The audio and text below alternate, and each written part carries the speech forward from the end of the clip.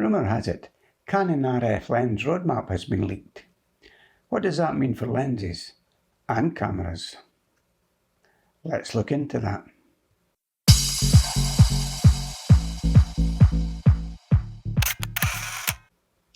Hi, I'm Tom and you're watching Rumour Has It. Please subscribe for camera news, rumour and personal opinion. Remember, your likes below help the channel grow. Craig at Canon Rumours has posted a screenshot that purports to show the new Canon lens roadmap. It certainly looks to be genuine, in that it covers lenses we already know about and what we can confidently expect. So let's see what else we can glean from this document. Firstly, we'll look at lenses being discontinued, and we can see the plan covers certain EF lenses. The blue text translates to scheduled cutoff. And it mentions several well-loved EFS lenses, like the EFS 18-135 IS STM. I own this lens and it's a particularly sharp copy that I have. I've used it on a number of hiking holidays and have some memorable shots, like the one behind me now. The 10-18 is also on the list. These lenses are reasonably recent STM lenses and very popular. Strangely, the 55-250 lens isn't mentioned. It's the older lens, the less expensive non-STM version. So perhaps there's a bit more life left in this version.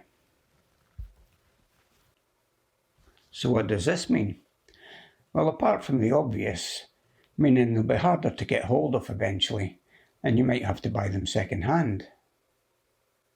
If you look at the new lenses still to come on the roadmap, it might help us understand the whole picture. It's intriguing to see some of the lenses on this map.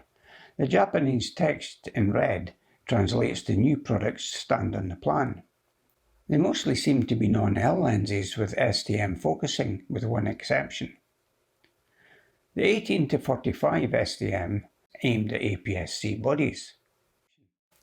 The 100-400 IS USM. Do we really need a 100-400 lens when we already have the RF 100-500? The answer to both these questions are coming up.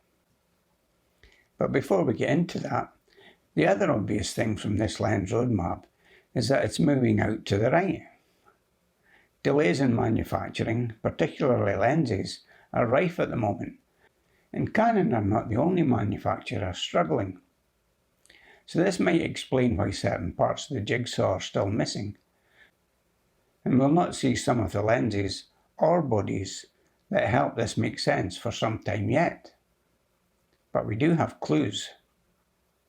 Take the RF 24-240 C USM lens.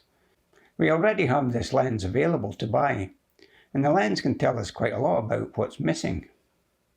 Also, if you're wondering what the C stands for, well, it appears to mean nano USM.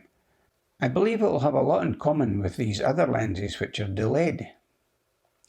The 24-240 had a mixed review. The quality of the image is very good, given the price and the fact that it's a non-L lens, but more on this later. Canon have shown us what to expect from this less expensive lens range. There's no additional control ring, and this is replaced by a switch that allows the one ring to double as manual focus or control ring function. As usual, Canon have left out weather sealing, and there's no lens hood. The focus motors are also the less expensive STM stepper motor type, which, although silent and great for video, the fact they're stepper motors means that the focus moves in fixed steps, unlike USM motors that give a more precise focus, and are usually found on the more expensive L lenses. While some of these lower cost routes are standard from Canon, the same can't be said about how they achieve the image quality on this lens. It would be foolish to expect L glass quality from these lenses. However, it's surprising to find that the RF 24-240, much of this image quality is obtained by in-camera profiles, which fix, vignette, distortion and chromatic aberration. These problems are obvious detractions from this lens, and reviewers haven't held back when they say that Canon have cut corners. Sure, many of these super zooms normally start at 28mm to get around the problems of vignette, so obviously found on this lens. You could give kudos to Canon for giving us a 24mm and 10x zoom, but barrel distortion and chromatic aberration are normally much better controlled in other lenses competing in this range, including from other manufacturers. So why would Canon literally cut corners? And why would these lenses require heavy in-camera processing to achieve an acceptable image on a full-frame body? Could it be that the RF24-240 lens was actually designed and optimised for an RF APS-C body that we've yet to see? This would certainly explain the hard mechanical vignette in this lens. It looks like what you see if you fit an EFS lens to a full-frame body.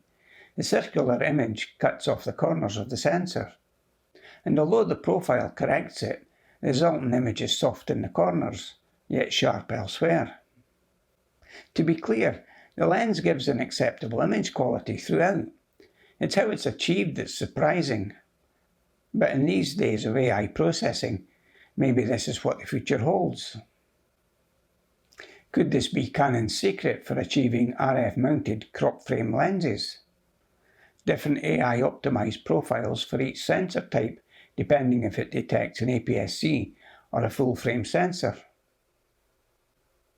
This could explain the new RF 100-400 IS USM. So we can expect a lens with a similar optical formula and design to the 24-240, but longer at 100-400, which gives us 160-640 on an APS-C sensor. All on a lightweight engineered plastic body, significantly shorter and smaller in diameter than the RF 100-500.